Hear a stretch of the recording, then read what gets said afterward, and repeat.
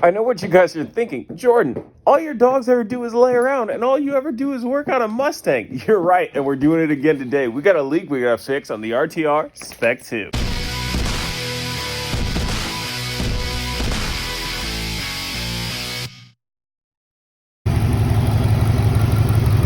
I don't know if you can see it, but she's smoking.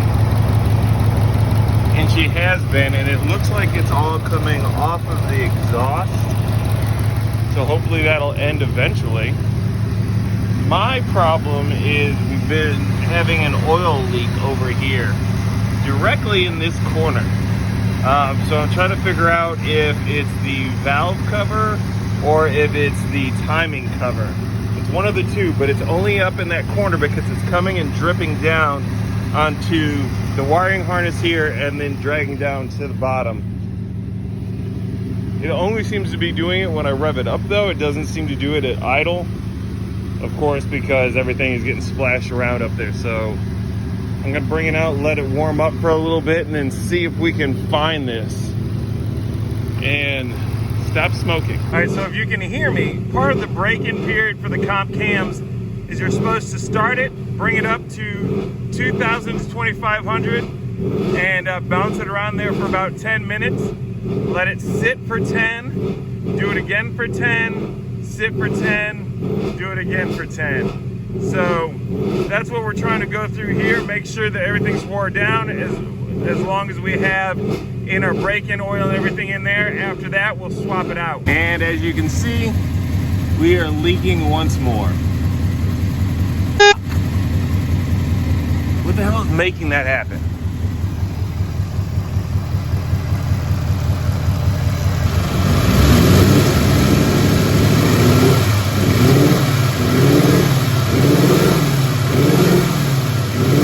And she's smoking again.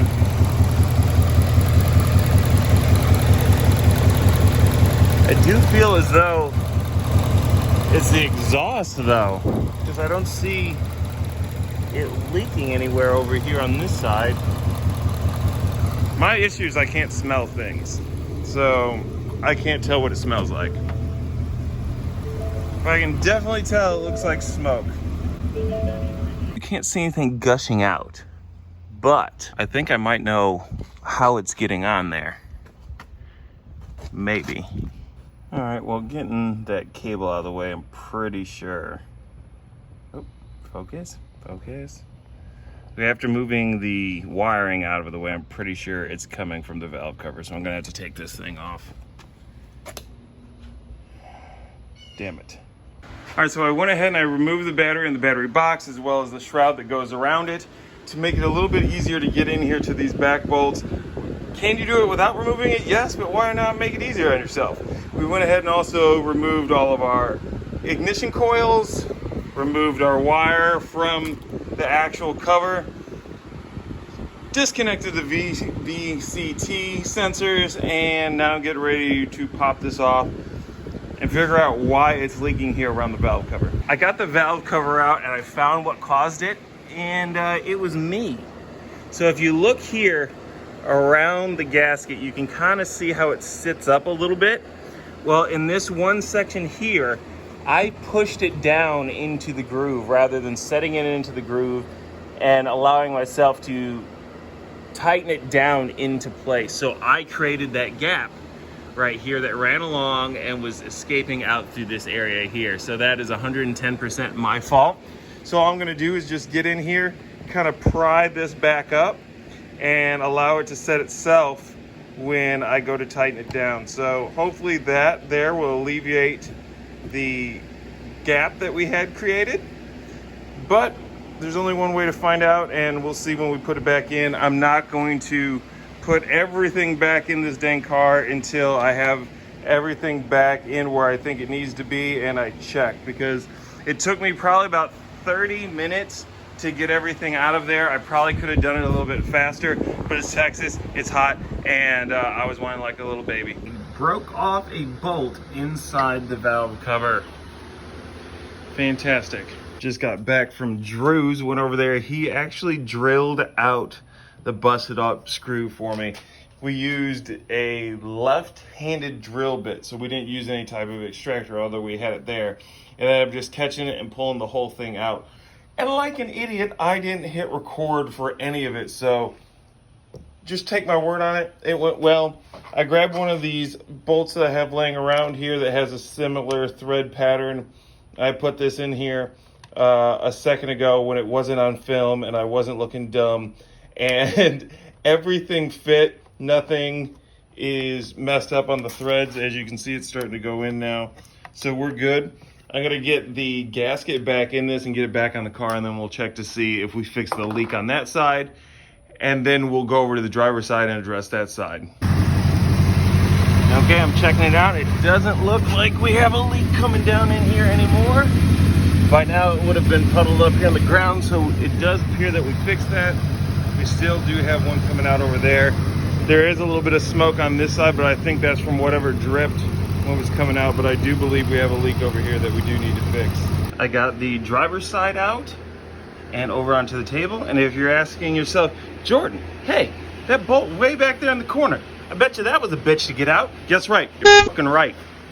And here is the driver's side. As you can see, I made some of the same mistakes that I did on the other one, where I pushed it in too far in sections, especially like right around here, which allowed it to drip around and come down onto our exhaust. So I'm gonna fix this, get it back on the car, check for leaks on this side. We're smoking on the exhaust, and we should be good to button up the engine with no further problems. Everything is reassembled.